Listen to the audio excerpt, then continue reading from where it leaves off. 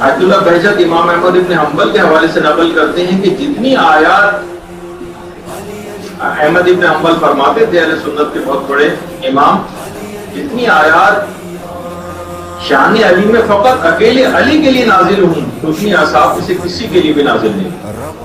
ہمیں احساس دو کہ ہمارا مولا کتنا عظیم ہے۔ اہل سنت کے ایک اور بڑے عالم جن کا نام تھا خلیل ابن احمد، ان سے ایک بات پوچھی گئی کہ ما دلیل علی افضلیت علی، آپ کے پاس کیا دلیل ہے کہ علی تمام صحابہ سے افضل ہے؟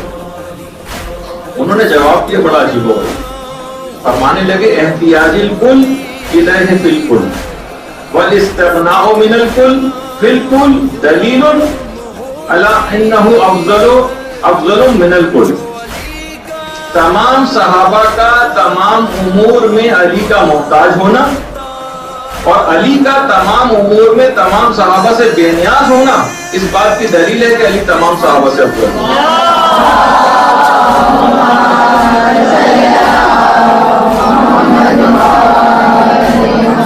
کتاب العین میں ان کا یہ قول،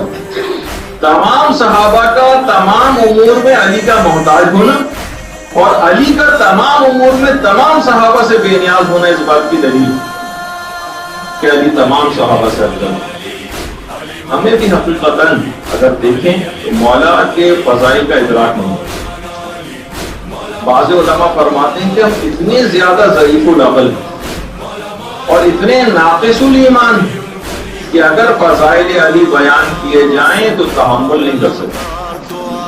اور امکان ہے کہ کہیں کافر ہی نہ ہو جائیں، جیسا کہ حضرت عیسیٰ کے ماننے والوں کے ساتھ اس نعمت ولایت کی قدردانی کرتے ہیں۔ یہی وجہ ہے کہ آیت اللہ حسین بروجردی کتنے بڑے مکتب تشیع کے عالم گزرے، انہوں نے بھی اس سلسلے میں یہی بات کہی کہ اہل مکہ اور مدینہ نے نعمت ولایت کی قدر نہیں اور اہل بیت کی قدردانی نہیں کی، لہٰذا یہ محبت اہل بیت عاجم میں عجمیوں میں منتقل ہو گئی، حالانکہ ان کی کتابیں بھری پڑی ہیں فضائل اہل بیت سے،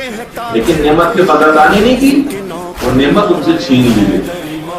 تو اس نعمت ولایت کی قدردانی کریں۔